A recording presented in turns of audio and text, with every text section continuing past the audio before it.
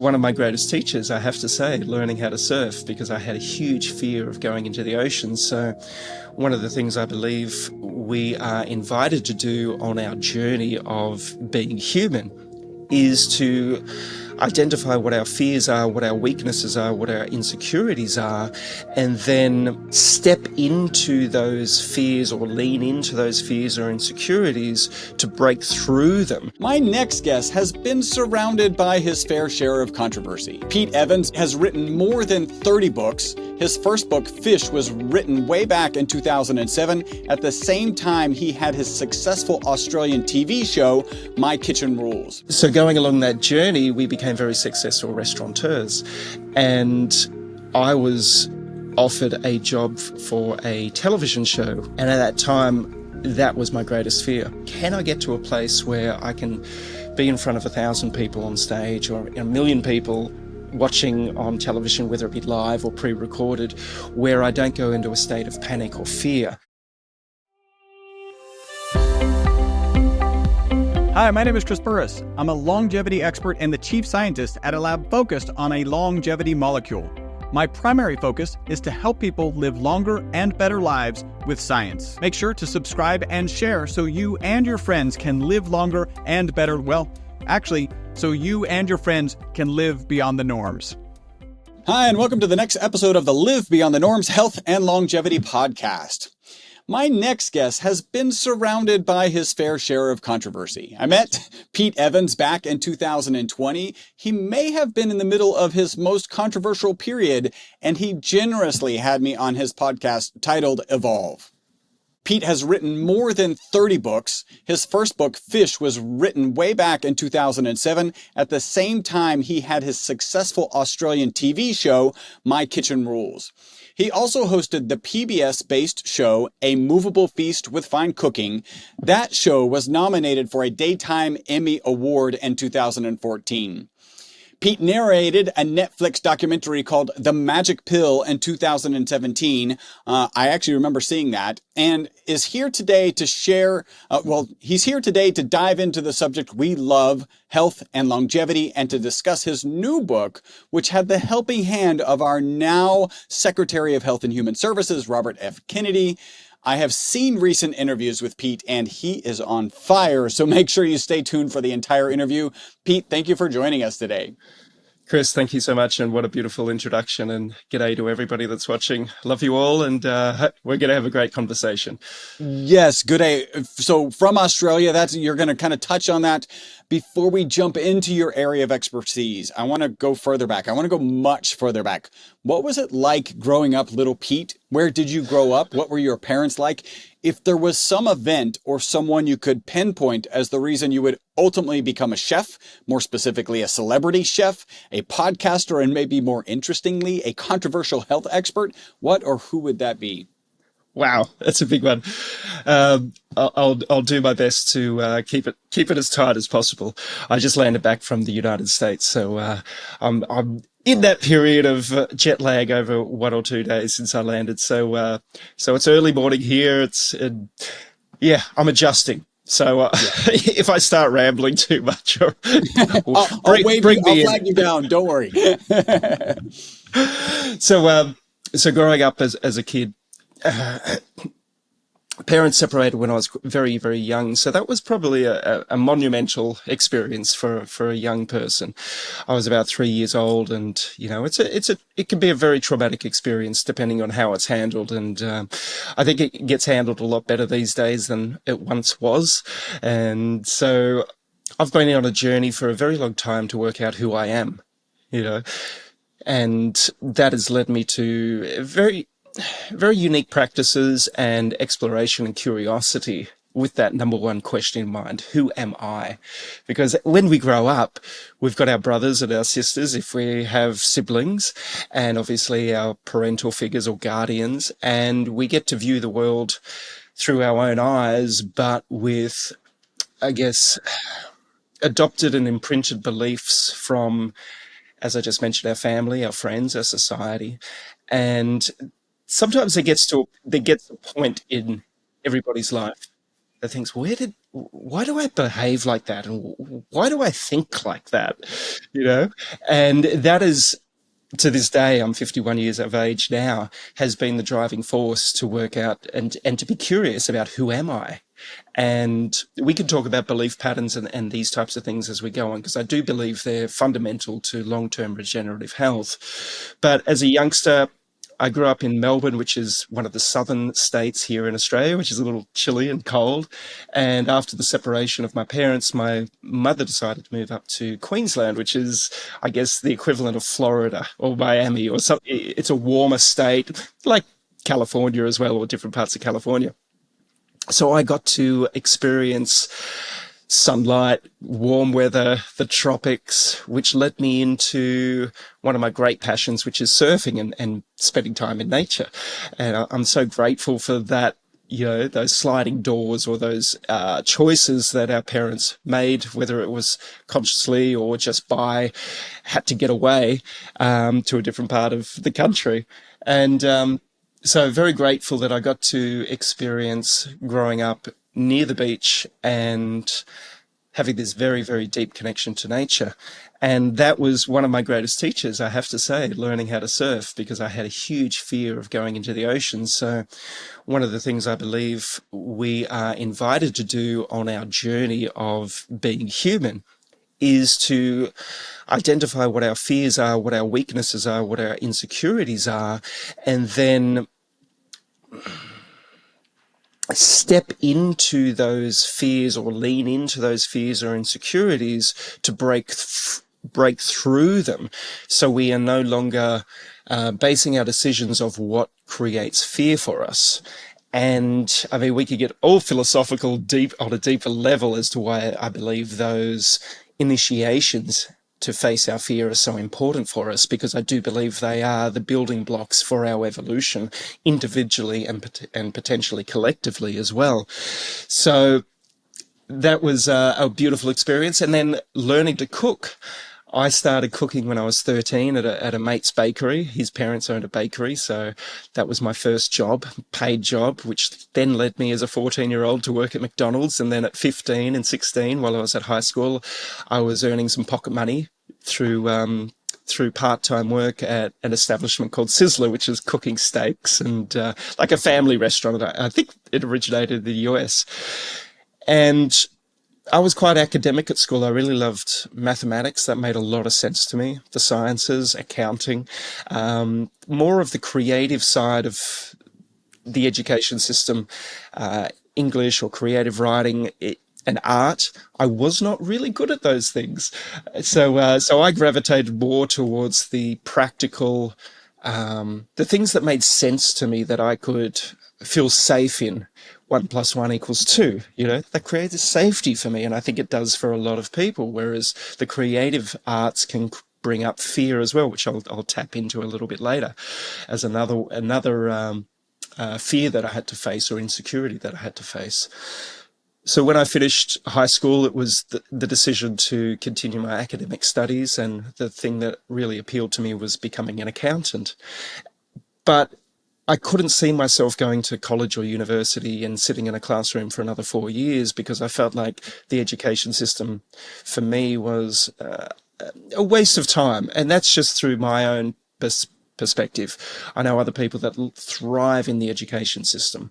And for me, that it wasn't really for me. So as a young 17-year-old, not knowing what I wanted to do in the world, I looked at all the different trades that were available to me, because my impetus was to move out of home and become independent at the age of 17.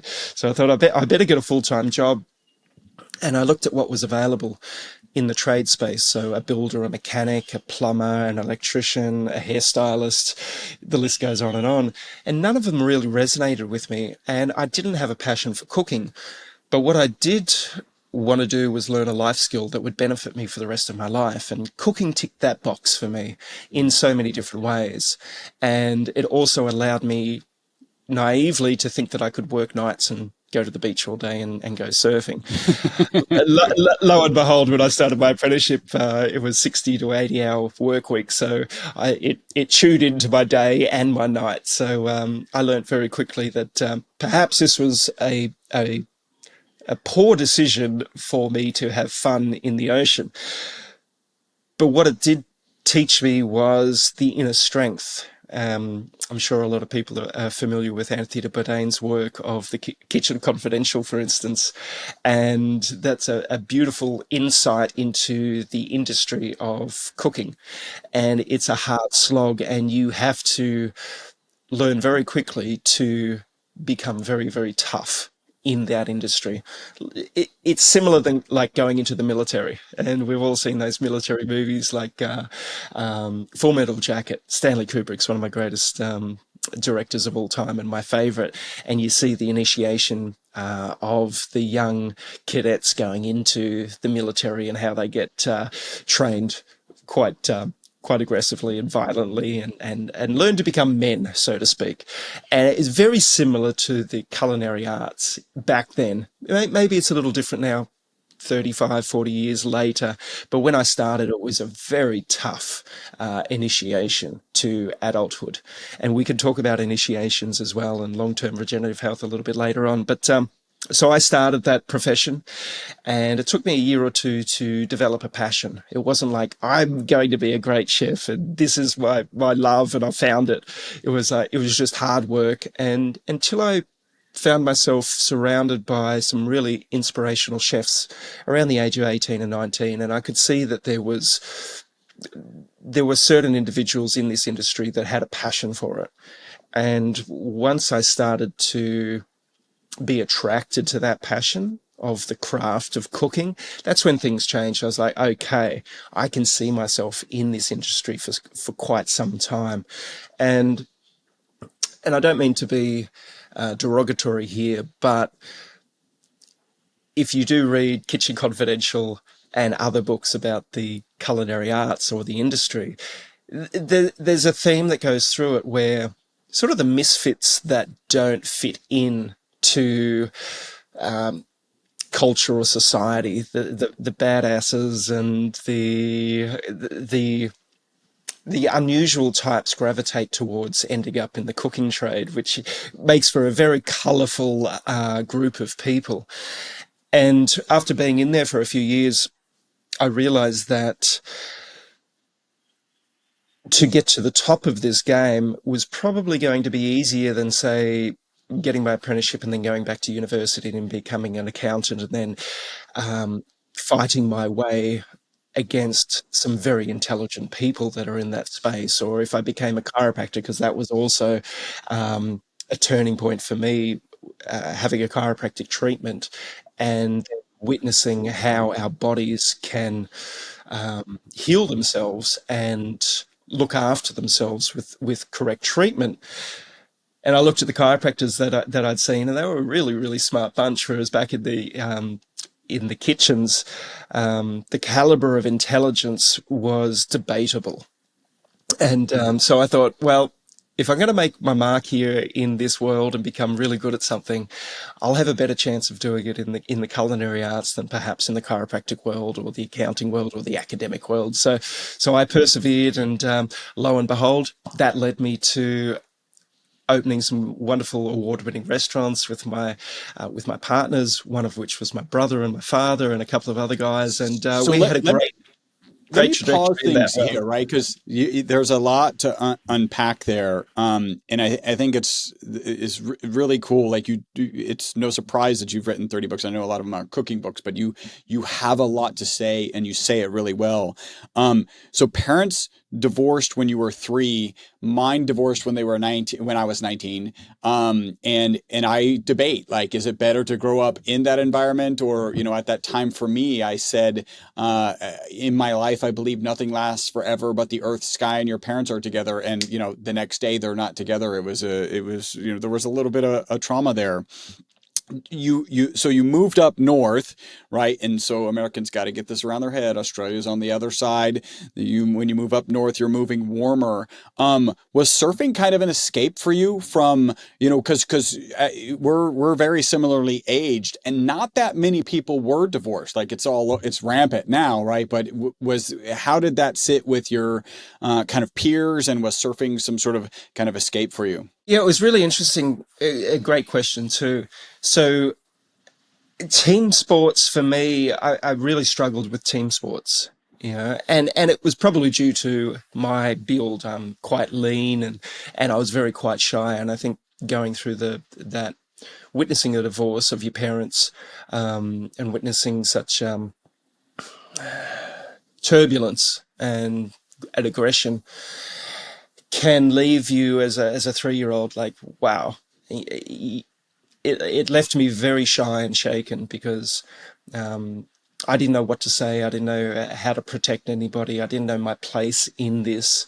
It was anybody that's gone through this at a young age will probably understand what I'm talking about. So it took me quite a long time to work out the activities that I really enjoyed doing. And surfing, first it was, I think, tennis. Tennis was an individual sport where you're playing against somebody else. And that, I really enjoyed that, and squash, for instance, and the team sports like soccer, or in our country we have rugby and Australian rules, and rugby union. I wasn't built for them, and I struggled in those team environments. So when I discovered surfing, it created this, as you said, this idea of freedom that I could experience in such a unique way, because you're out there in the elements, in nature by yourself, and no one wave is like another. No day is like another in the ocean. You can have the most idyllic conditions one day, and the next days they can be quite turbulent and terrifying out in the ocean. And I was gravitated towards that in such a deep way. And I believe that has helped me on my journey up until now to navigate, because every day is not all unicorns and rainbows, as they say. In life, we ride the waves of this turbulence, and life can be very turbulent, and I believe it's designed to be turbulent for us to allow us to grow. So surfing has given me that opportunity to really become comfortable in the uncertainty of life. And I know mates that will only surf when it's beautiful outside. I know mates that will only ski on a bluebird day. I know people that will only do things when they feel completely safe and comfortable. Whereas even to this day, I like going out in all conditions. I like going out in the cyclonic conditions when it's huge. I like going out in the stormy conditions where it's choppy and unpredictable and quite scary. As equally as I love going out there when it's picture perfect. Like I'll do a surf trip to Indonesia, and the best waves you've ever seen in the world are coming through, and I value all of those experiences equally, because there's something to learn about all of these things. And the one thing that surfing taught me a great deal about was patience, because if you go out for a surf for 2 hours, you might only be standing on a wave in those 2 hours, or waves, for a maximum of a minute out of those 120 minutes you're out there. The rest of the time you're sitting there just scanning the horizon, looking and hunting to a degree, and we could talk about hunting as a metaphor in life. We're scanning the horizon, hunting for our wave, and generally we're with a group or a pack of surfers all wanting the same wave or doing the same thing. So like my initiation into the kitchen space to become a man, surfing taught me a modern way of hunting and becoming an alpha male as well. So I'm very grateful for that experience, and it does offer a great deal of freedom out there, freedom of thought. We understand that meditation is a vitally valuable tool, and I've learned a lot of different meditation practices, whether it be transcendental meditation at the age of 19.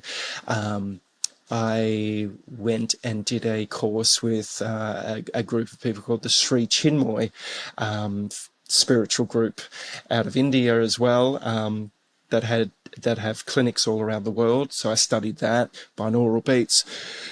But the one thing for me is I really like the movement side of meditation, of mindfulness or mindlessness, where you can sit but also be active at the same time. So, because everybody's different. Some people thrive with silent meditation, sitting there and doing their mantra So, or so their let ohms. me kind of interject here, right? Let me interrupt your meditation. And I just want to share a couple of things.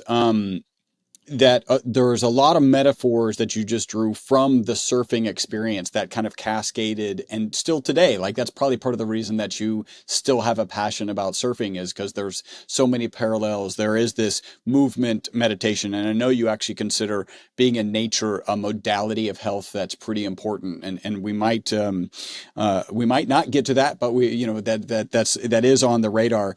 I did want to share. You mentioned Sizzler. Here in the States, we have Ponderosa Steakhouse as a competitor to Sizzler. And that was actually my first job, was at a Ponderosa Steakhouse. And it's funny to think about a celebrity chef mention ever working at McDonald's, right? Like that's it's kind of the antithesis of it, but that's awesome. And I want to point out, there's a book called David and Goliath, which talks about how perceived advantages can be disadvantages, and then perceived disadvantages can end up being advantages. Just to briefly, something like 30% of successful entrepreneurs are dyslexic, right? So a perceived disadvantage actually turns into an advantage. And they talk often about big fish in a little pond, or, little fish in a big pond. And it sounds like when you were choosing the side between chiropractic and pursuing the culinary arts, you're like, I'm going to be a bigger fish here, right? And this is it's a very mature decision, which has obviously played out really, really well. So you don't hear stories of that early kind of making those kind of maybe tougher decisions, right? Because the path to faster money is chiropractic, I would think, right? But the path to being a bigger fish is through the culinary arts. So really fascinating. So I wanted to ask you, you've had a little bit of controversy. I don't want to dwell on it too much, but I did want to ask, has this exposure to controversy and to some degree in a lot of kind of arenas being canceled, has that changed your resolve about speaking your truth? Has it increased it? Maybe it hasn't changed it at all. Like maybe you sit in the same space. Yeah, another great question. Thanks, brother. And glad you got your stripes working at Ponderosa Steakhouse too. That's awesome. Yeah, so my brother and I and our business partners, we opened a few restaurants. And what happened was I was very comfortable in the kitchen working with a team of men and women. That was my safe space. Cooking is all about systems, which is why, going back to McDonald's, very grateful for McDonald's, even as somebody that promotes health, so grateful that I got that experience at McDonald's, because what McDonald's was really, really good at was systems, organization, cleanliness, teamwork, and perfection. I don't say that lightly, because it's consistency. And that's what we strive for as chefs, is all of those things. We strive for consistency. We strive for perfection. We strive for working as a team. We strive to create these systems to make it so that when the customers come in, oh, it's fantastic. I just remembered I had a dream last night. I was back in the kitchen. This is so bizarre. And I hadn't worked in this kitchen for a decade, and everything had changed, and all the systems had fallen apart.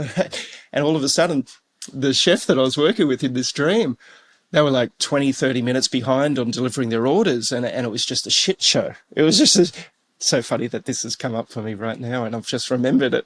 I usually don't remember too many of my dreams, but this just happened. It's like, what have you guys done? Like, you've changed the whole system, so it's so badly organized. And so I was really good at that in the kitchen, because people think to become a great chef, you need to be a creative, and we can get to that in a minute, because that was one of my insecurities and one of my fears. But to become a great chef and restaurateur, really, you need to understand human psychology, because you are in charge of so many different types of human beings going through their life journey, and every day they'll turn up.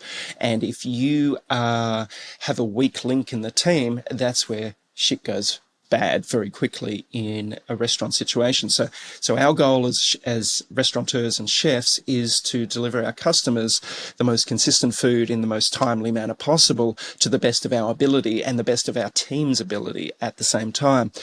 So going along that journey, we became very successful restaurateurs, and I was offered a job for a television show when I was around 28 years of age.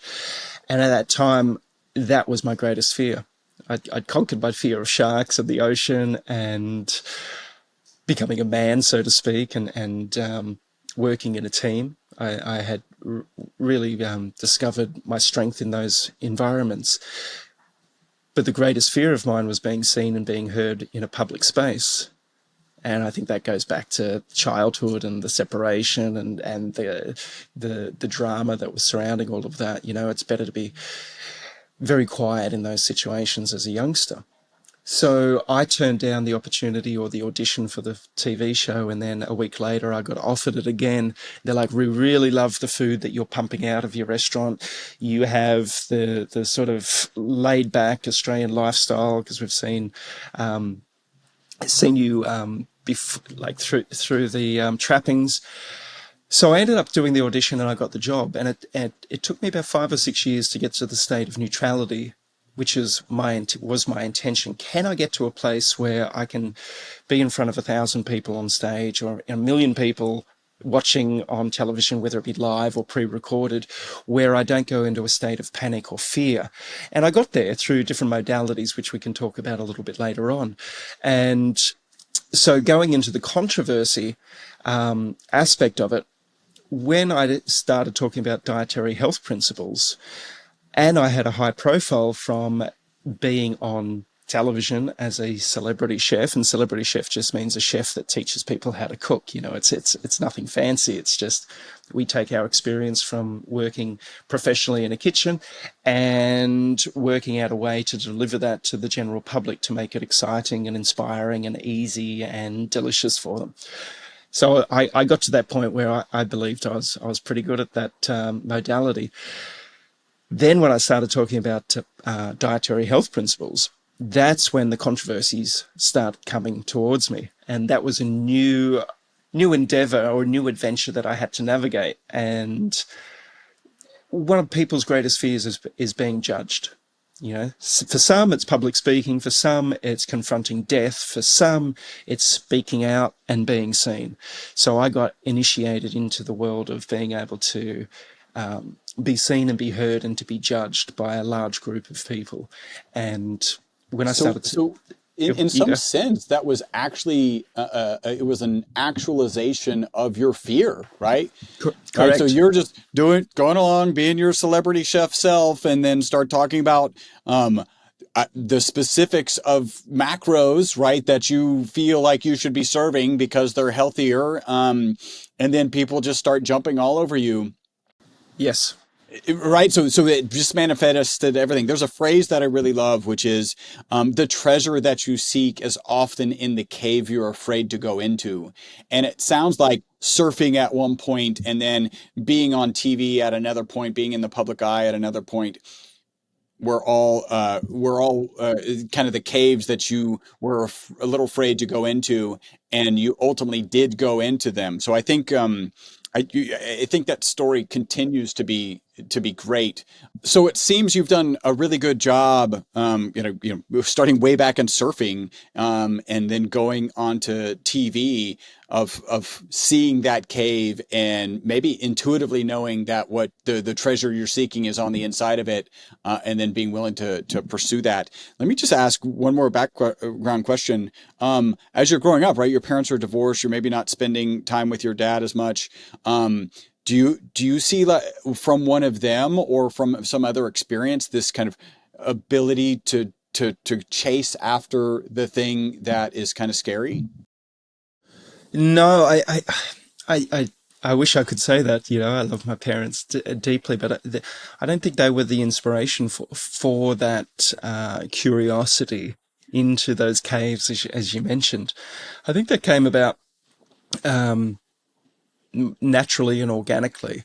And I mean, throughout my late teens, early 20s, 30s, I used to read a lot of, and I still do, but back then, read a lot of books about self-improvement, the Tony Robbins books, the Wayne Dyer books, the Deepak Chopra books, a lot of parables and novels about the searching for one's identity or one's truth. So that was always a fascination. Like throughout high school or any of my education, I did not like reading any type of books. And it was funny that when I finished school that I started reading, you know, when I wasn't forced to do something, you know, I was like, and I saw a great meme today, you know, Sean Stone posted it on his Instagram, and there's the image of the kid at school, like studying history at school and not interested at all. But then there's the classic meme of the conspiracy theorist with all the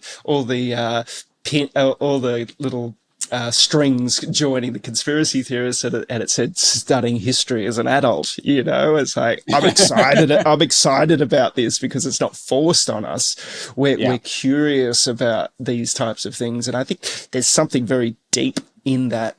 And I think you know, more and more people.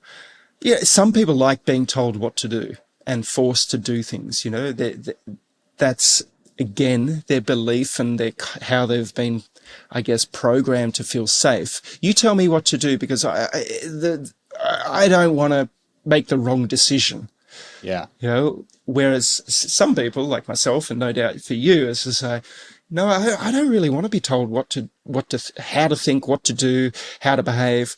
I will work it out for myself based off my own exploration and curiosity and passion for this subject or this life that I've been gifted to go on my own adventure. Because one of the things I learned very early on was it's okay to fit out from the crowd.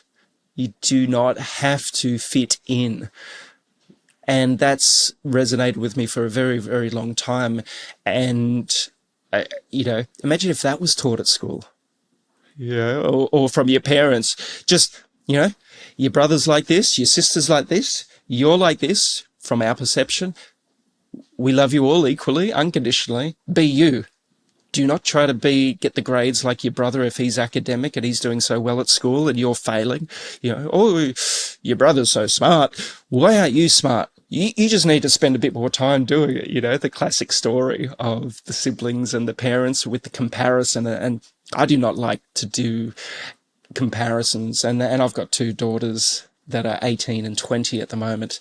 And I did my very best with the skills that I had not to go down that path of comparing them to each other or to myself or to what others are doing in society. Like, you are unique. You have your own gifts and talents. You know, if you want to nurture them, fantastic. You know, this is your journey.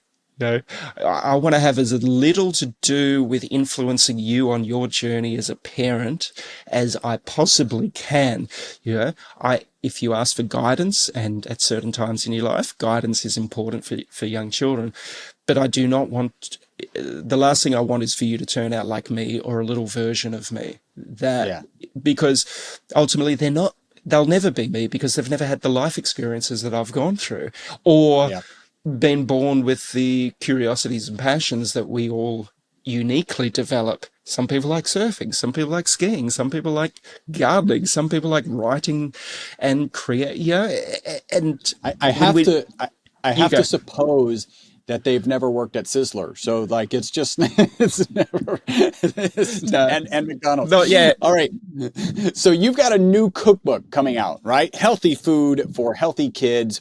I think there's some ties with Robert F. Kennedy Jr. How did that come about? How was he involved? To what degree was he involved? And like, what's the genesis for this book?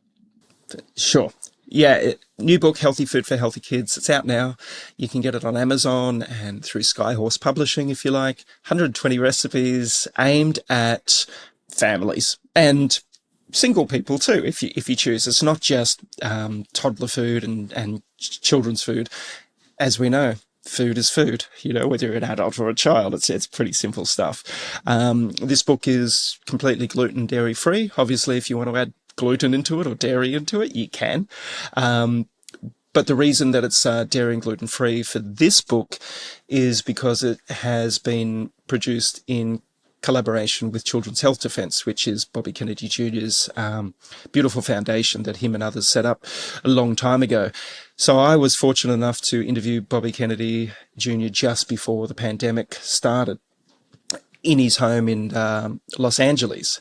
So I brought my film crew there. I just wanted to interview him about his life and the goals that he had kicked on his journey, you know, because they're pretty massive goals, you know, cleaning up waterways, taking on big chemical companies like that produce Roundup or glyphosate.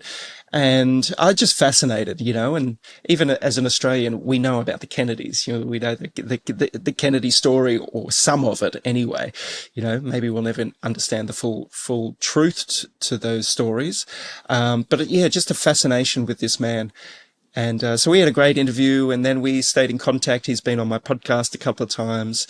And then during COVID, we were going back and forth, and I said, I'd love to release a book with Children's Health Defence. What do you think about that? He goes, I think it's a great idea. So he put me in touch with the CEO of Children's Health Defence, and he put me in touch with Tony Lyons, who's the publisher for Skyhorse. So we worked in tandem, because this is the first cookbook that Children's Health Defence has done in their history, which is quite a beautiful thing. And a lot of people that are part of Children's Health Defence are families that have been injured through vaccines over the time, which is why we don't have gluten or dairy in the books, because through our experience over the last 15 years, these seem to be triggers for children on the spectrum.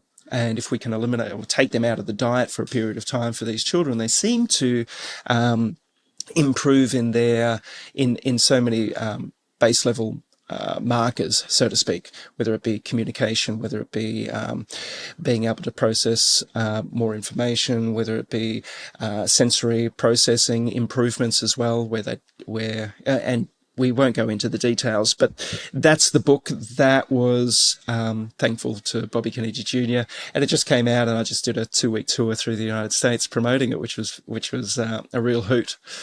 Which explains a little bit of the jet lag that you're kind of described that you might be feeling. Yeah, I just interviewed a lady who's focused entirely on ADHD. Her son had kind of severe ADHD, and she talked about some serious meltdowns in public. She's actually originally from Australia, also kind of funny, and lives in Seattle now. And, two of her key pieces of advice were get rid of gluten, get rid of dairy, right? And don't necessarily do it all at once, because it can be traumatic to change kids' diets anyway. It's, tough to get them to eat broccoli often. But yeah, so I think that makes a lot of sense. What do you think Americans are getting wrong about how we're feeding our children? Oh, you're not going to ask me that, eh? Okay. What are Australians getting like? Well, listen, this is your opinion. Like you're very much in the paleo camp, right? You just mentioned like gluten maybe that's one of the things. Like I can tell you, I think one of the things that Americans are getting wrong is cereal is not a good breakfast. Like I don't think cereal with milk is a good breakfast, and I think that a lot of the population think it's an appropriate breakfast. Like I think there are some things that if that's controversial, then wow, we're worse off than I thought. Yeah, it's a big question, because I believe everything is perfect all the time, always has been, always will be. So to put in the perspective that people are doing something wrong, I would never say anybody is doing anything wrong, because the choices that people make, let's just say it has led to somebody's inflammation or diagnosis or illness. That is their story. That is perfect for them to go through that experience. And this can be very, very triggering and challenging for people to take this on board. But that's okay. I'm happy to say it.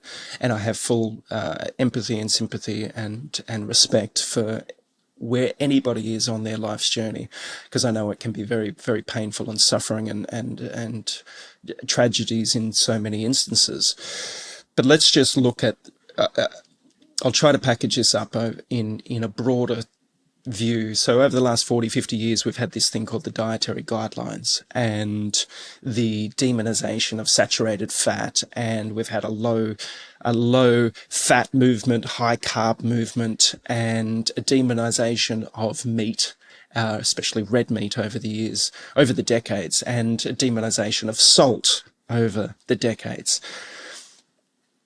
And you would think that with all the advancements in modern medicine at the same time over the last 40 or 50 years, with this information, this dietary information coming through the mainstream narrative, through the dietitians, through the doctors, through everywhere, that we would, in 2025, have the healthiest populations on the face of the planet.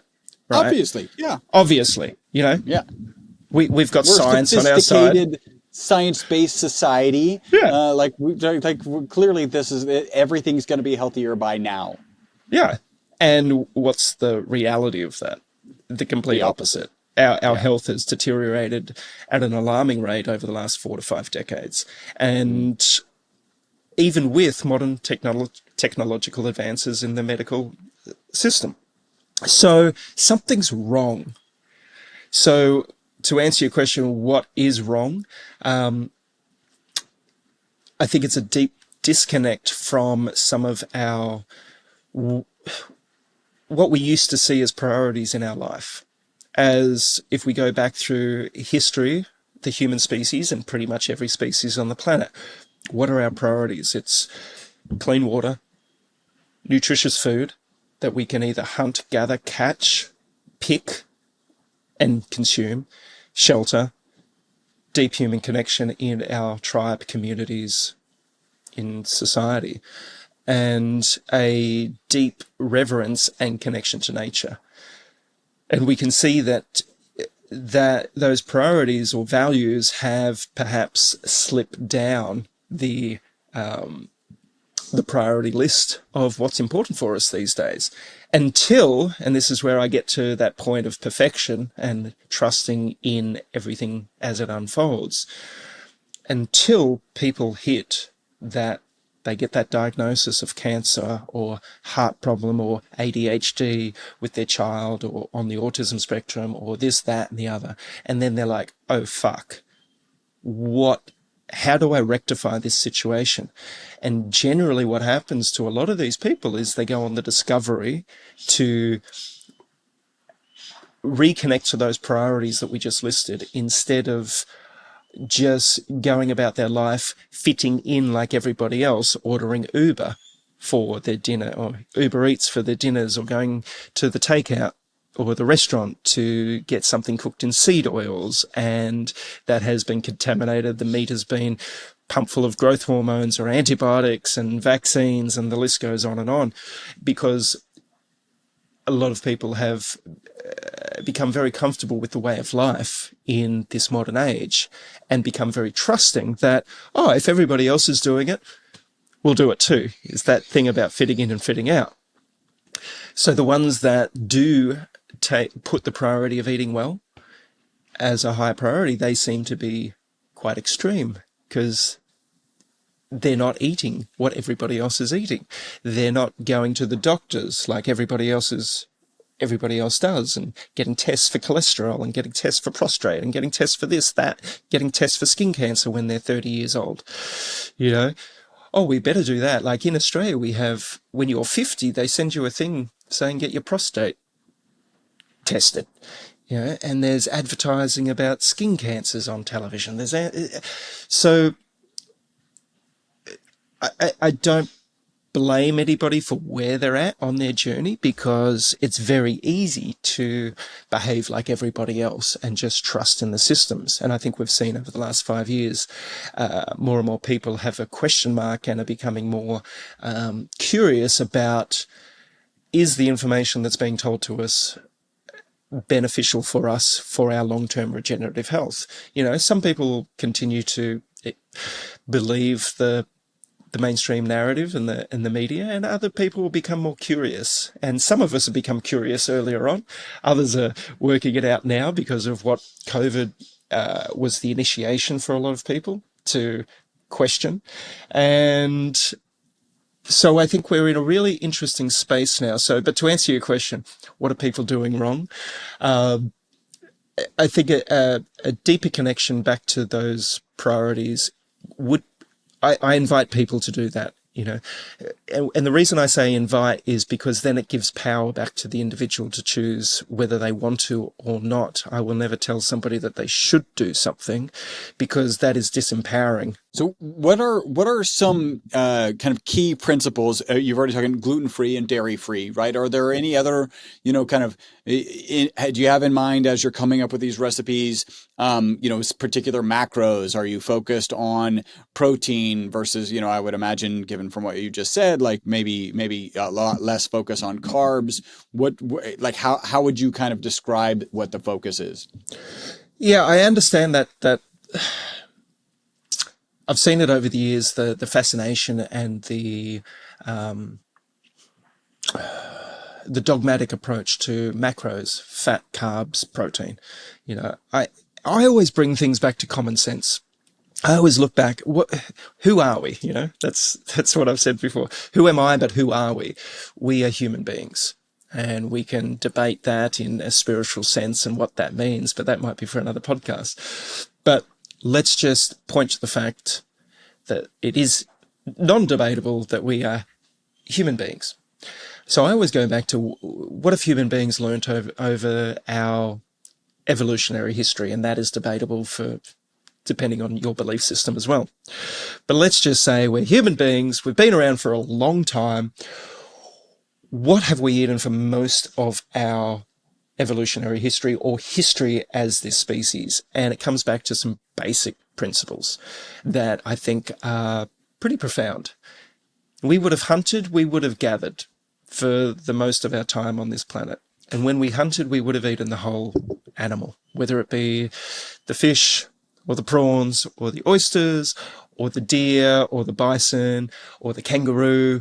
We would have eaten it all. And we would have made use of the skins and the fur. We would have taken the bones and turned them into whatever it is, put it into a pot, boiled it up with whatever we could gather and whatever meat we wanted to add into that as well. So I always bring it back to that. Our ancient ancestors never would have counted a calorie, would have never counted a carbohydrate or a fat. They just would have eaten what was local, what was available, what was in season, and they would have cooked it with whatever methods they had. Generally, it would be fire, obviously, and all the different methods that come from cooking with fire, whether it be, as I said, cooked in a pot or some sort of vessel to create a soup or a broth. They would have roasted, they would have grilled, they would have smoked. And so I just take my inspiration from those simple cooking practices from our ancestors, which we still use today in the culinary arts, in all the top restaurants in the world. They smoke, they grill, they steam, they boil, they blanch, they serve things raw. So I believe it's a very simple approach. I've never counted a carb in my life. I've never counted macros in my life. I understand type 1 diabetics need to do these types of things for their insulin levels. But for everybody else, I put some good quality meat or seafood on my plate, and I put on there some locally sourced, in-season fruit and or veg, or neither.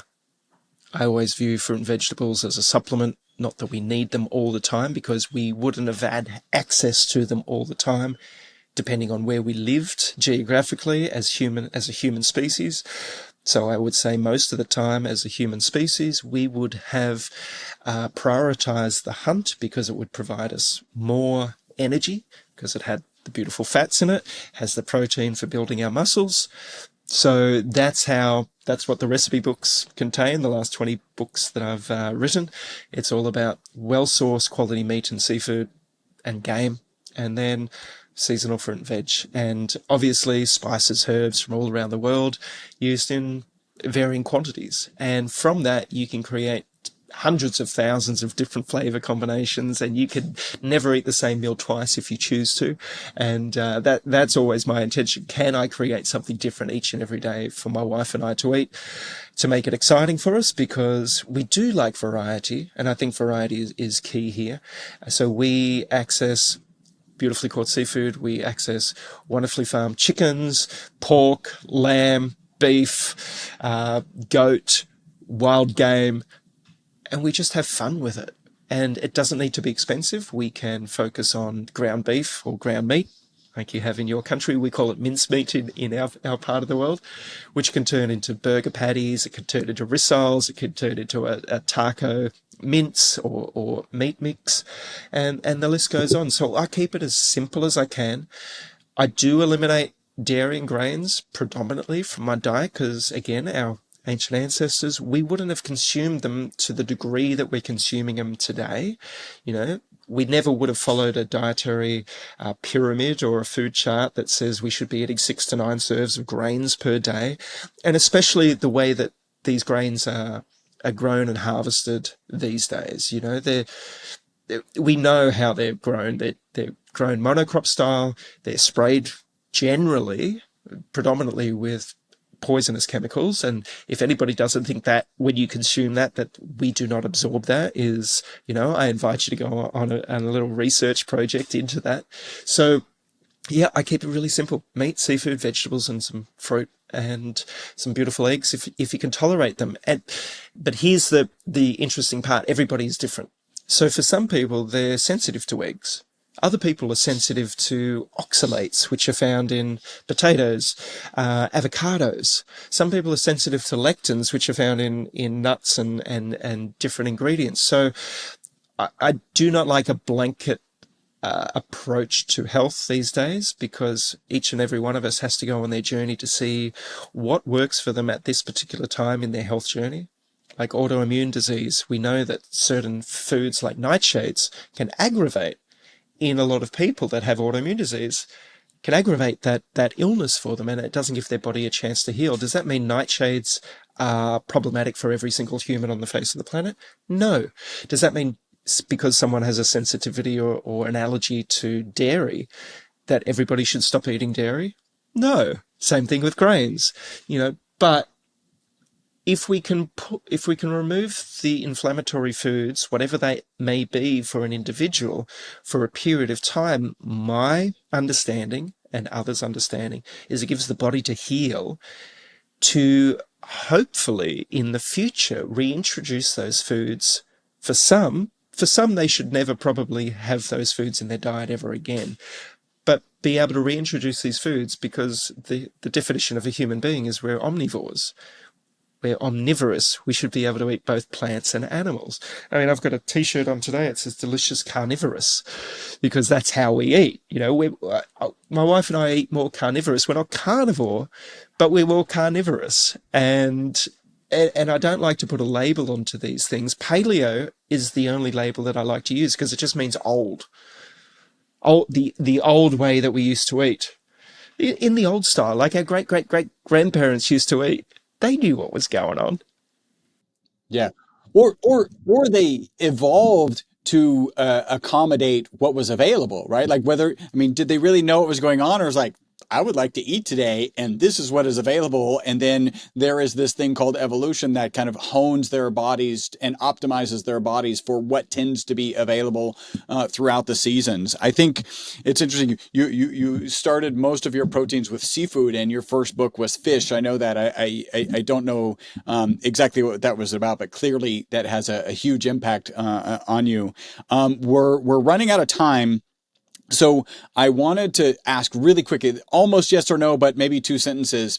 Was there, as you were apprenticing, was there somebody who kind of shoved you down paleo, or did you end up reading a book, or were these just kind of insights you came up on your own? Like, where did that come from?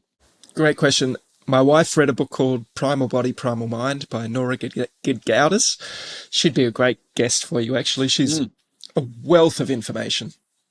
And I read that book, and everything clicked for me.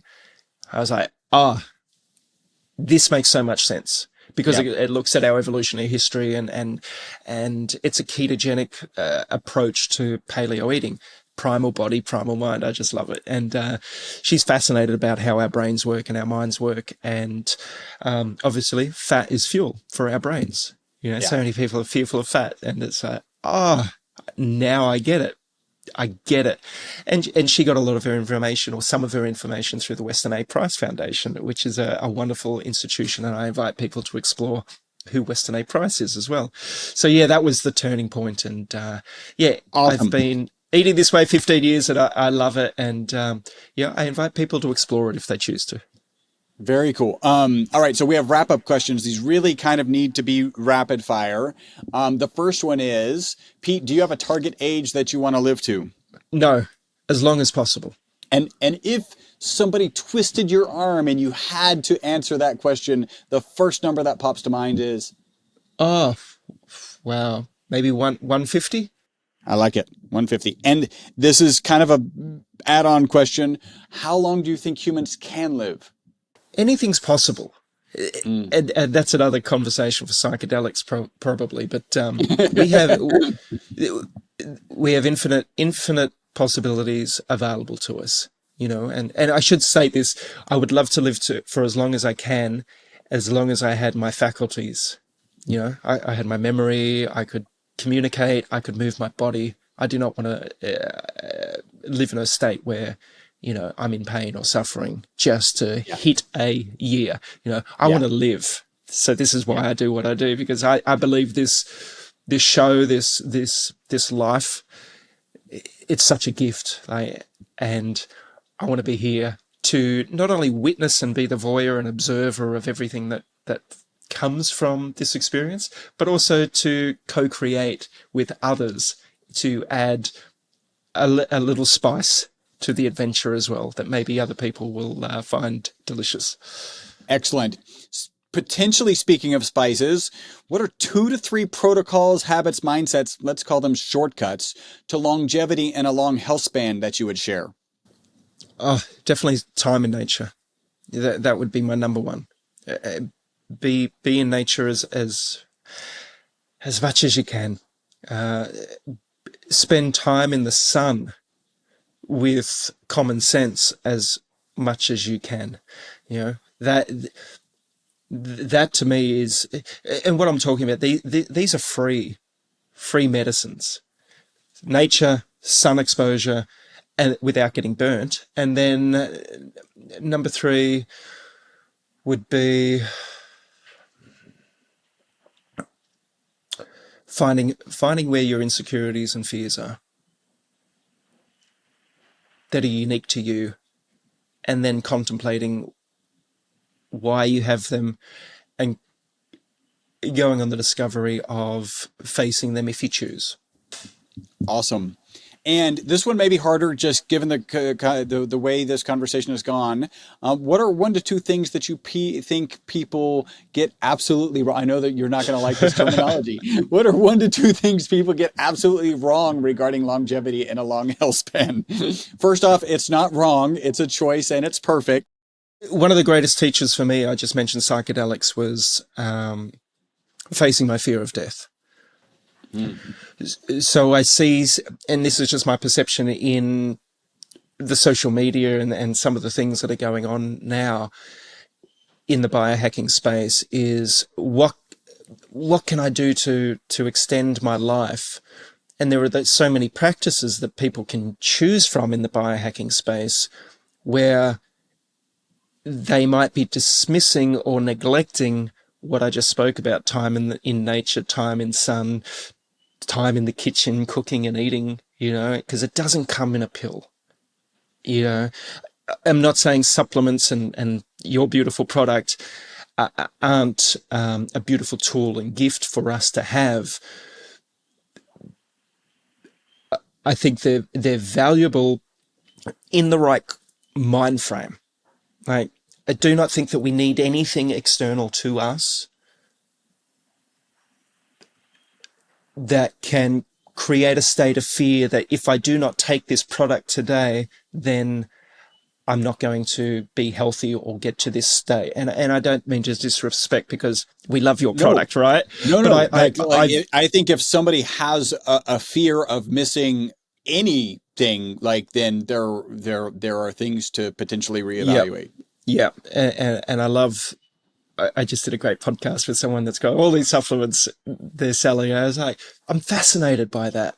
but I don't want them to be my priority in life. That takes me away from experiencing life as well. So it's a little like a paradox for me, which I love.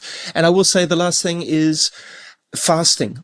I believe, again, these free medicines that our ancient ancestors have known forever, being okay with not eating for a period of time, whether it be skipping a meal once a day or skipping food for a whole day, depending on your health journey, obviously, speak to your health professional. But tapping into that, because we are designed for feast and famine. How many of us get to experience that famine stage in our life? And everybody's in varying different budgets, and some people do experience famine, not by choice, but just through life. And I feel for them, but also I don't think we can underestimate the power of food as a wonderful tool, but also the power of no food for a period of time as a wonderful tool too. So I like the free supplements that are available to us, as well as equally as the things that you produce and others produce as well. So I like that. So I'm very comfortable with people skipping a day in my product. And as a chef, you're very comfortable with people not eating that day. Like that is, but what's the longest fast you've ever done? I've only done 5 days, but I've met people that have done, and the reason that I do the 3 to 5 day fast is I don't have any underlying health issues that, I don't have autoimmune disease, I don't have cancer, I don't have heart disease, I don't have mental problems that I know of. So everybody's different. My wife and I run 5-day fasting retreats here at our wellness retreat once or twice a year, generally in the summer months. And we met a woman that had stage 4 cancer 4 times. First 3 times, chemotherapy, radiation, kept coming back. 4th time she did, and I'm not recommending this for anyone, I'm just telling an anecdotal story. She did 48 days of no food with her oncologist that was in France. And the cancer disappeared, and she has never had it come back. She said it nearly killed her going that long without food, and it took her a very, very, very long time to come back to good health. But she got through the process to be cancer-free. And now she just does these small 5-day fasts every year as her maintenance. Yeah, I love it. I just did a 2-day fast, and it'll probably be kind of a regular thing for me. And actually really wasn't that hard. I probably need to be doing 3. Pete, if somebody wants to get in contact with you, obviously the book, Healthy Food for Healthy Kids, how else could they contact you? I just joined X recently, a couple of months ago. So Chef Pete Evans is on there, and on Instagram, where I share beautiful recipes that my wife and I prepare for ourselves. And then I share a little bit more controversial stuff on Telegram, because that's the place where the controversial kids hang out. The CKs. And what in the near future are you excited about? Wow. I think we're at a turning point with Bobby, and Trump putting him into that position. I think, this potential will go down in a turning point in not only the health aspect of human history, but just, I always view Trump and Kennedy as catalysts. No matter what you think about these people, they are catalysts for change. And based on your perception, good or bad. I don't have the good or the bad. I just like these people and others. Things like are yourself, going to change. Yeah. Catalyst for change. And how cool is that? Because that's what we're here to experience, is evolutionary change, human change, our own journeys. We're built for change. And when we don't embrace that things are always changing, and we become fearful of change, that's when dis-ease can set into us. So I'm excited about the change that is always happening, that will always happen, and we can ride the waves together through the choppy seasons or the choppy days, and also through those calm, beautiful days. Yeah. So awesome. I always like this phrase about the pace of change, and that is, if you're uncomfortable with the pace of change, don't fret. It'll never be slower than it is today. Correct. Like things are just going to continue to change faster and faster. Pete, this has been an amazing conversation. Exactly what I was hoping for. Thank you for your time, and I'm sure we'll reconnect at some point and have a fantastic day and week and year. Thank you, Chris, and thank you to everybody for listening and watching. And if anything that I've said doesn't resonate with you, let it go. These are just my perceptions and beliefs, and if it's created a little curiosity for you, then I invite you on the journey. But I love you all. Thank you so much. Until we meet again. Thank you. I hope you enjoyed this episode of the Live Beyond the Norms podcast. Make sure to subscribe and follow.